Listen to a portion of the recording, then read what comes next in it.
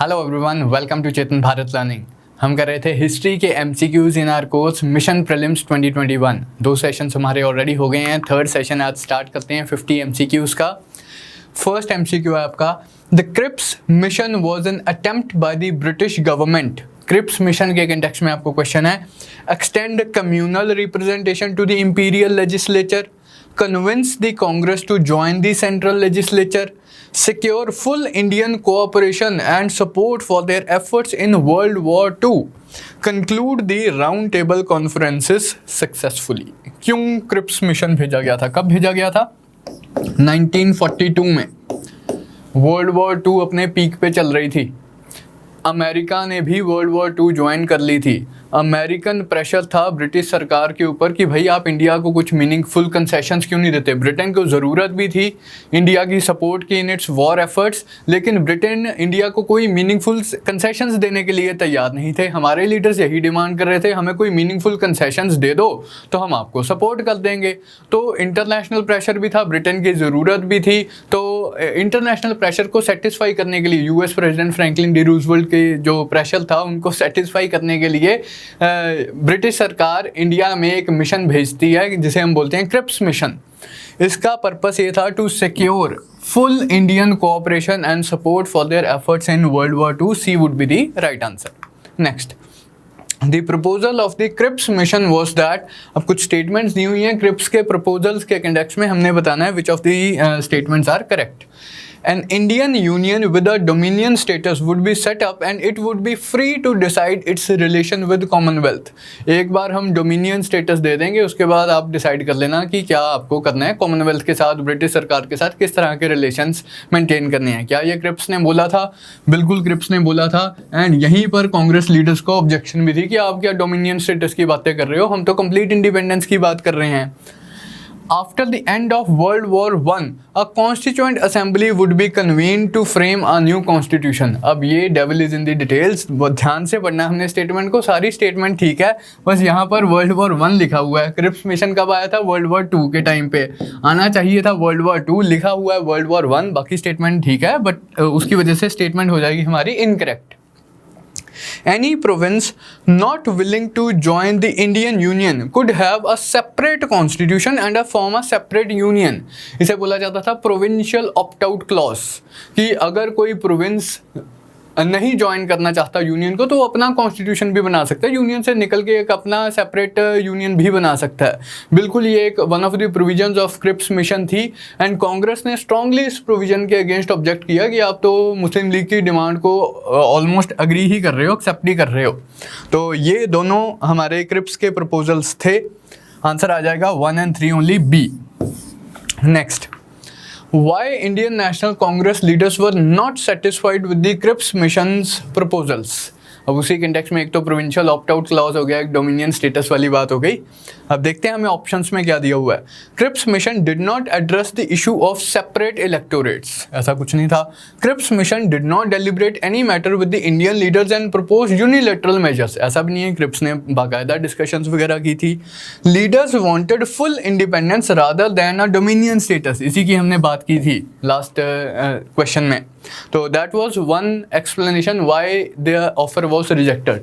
The other explanation was the provincial opt out clause, जिसके बारे में हमने डिस्कशन की। तो C would be the right answer. Next, Mahatma Gandhi decided to launch individual satyagraha. Individual satyagraha कब start हुआ था, कब लॉन्च किया था? 1940 में।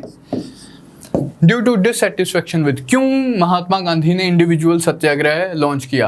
अभी जो वर्ल्ड वॉर जब से स्टार्ट होती है and leading up to independence, ये जो पूरा फेज है नेगोशिएशन से भरा हुआ फेज कि कभी ये ऑफर आ गया, कभी ये ऑफर आ गया, कांग्रेस की क्या रिस्पॉन्स था, मुस्लिम लीग का क्या रिस्पॉन्स था, काफ़ी इंपॉर्टेंट फेज है। एंड बहुत सारे एमसीक्यूज बनते हैं, बहुत सारे क्वेश्चंस बन सकते हैं कि इसके क्या प्रपोजल्स थे, उसके क्या प्रपोजल्स थे, इनका क्या रिस्पॉन्स था, मुस्लिम लीग का क्या रिस्पॉन्स था।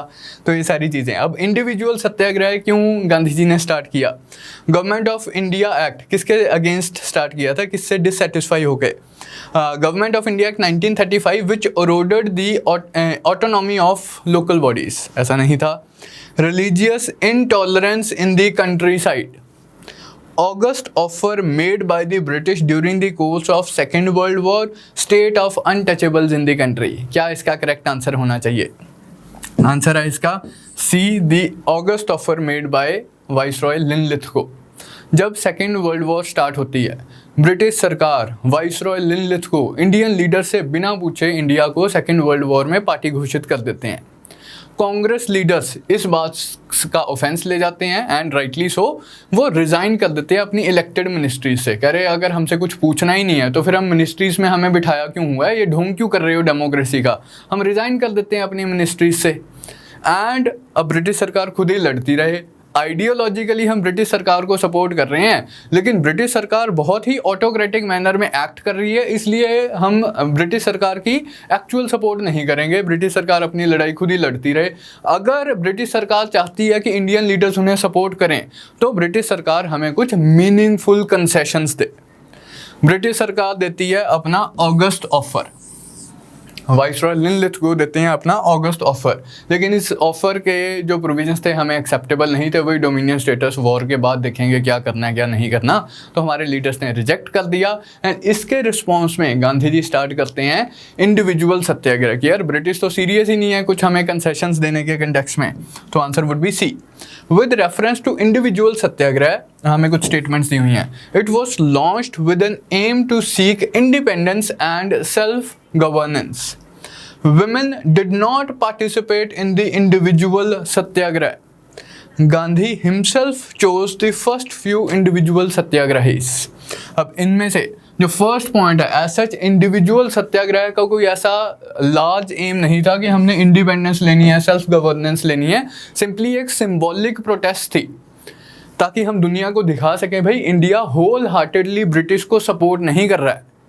ब्रिटिश सरकार अगर हमें कुछ कंसेशंस दे देगी तो हम होल हार्टेडली भी सपोर्ट करेंगे, लेकिन क्योंकि अभी ब्रिटिश सरकार हमें कोई कंसेशंस नहीं दे रही है, इसलिए आप ये ना समझो कि हम होल हार्टेडली ब्रिटिश सरकार को सपोर्ट कर रहे हैं। ये तो हम इसलिए चुप बैठे हुए हैं क्योंकि इंटरनेशनली एक लड़ाई चल रही है जिसमें हमें लगता है कि ब्रिटेन का जो आइडियोलॉजिकल स्टैंड है वो बेटर है। डेमोक्रेसीज डिक्टेटरशिप्स के अगेंस्ट लड़ रही हैं तो हम ब्रिटेन को तंग नहीं करना चाहते, लेकिन ये ना सोचो कि इंडियंस होल हार्टेडली ब्रिटिश को सपोर्ट कर रहे हैं बिना किसी रिफॉर्म्स के, बिना किसी कंसेशंस के। तो ऐसा कोई इंडिपेंडेंस या सेल्फ गवर्नेंस वाला एम नहीं था इसका। विमेन डिड नॉट पार्टिसिपेट, ये तो स्टेटमेंट इनकरेक्ट है। Women did participate, Aruna Asaf Ali थे एंड ये सुचेता कृपलानी थे। Gandhi himself chose first few individual satyagrahi, बिल्कुल सही बात है। Vinoba Bhave was chosen as the first individual satyagrahi by Mahatma Gandhi himself. Jawaharlal Nehru was chosen as the second satyagrahi by again Mahatma Gandhi himself. तो 2 and 3 हमारे करेक्ट हैं, D would be the right answer.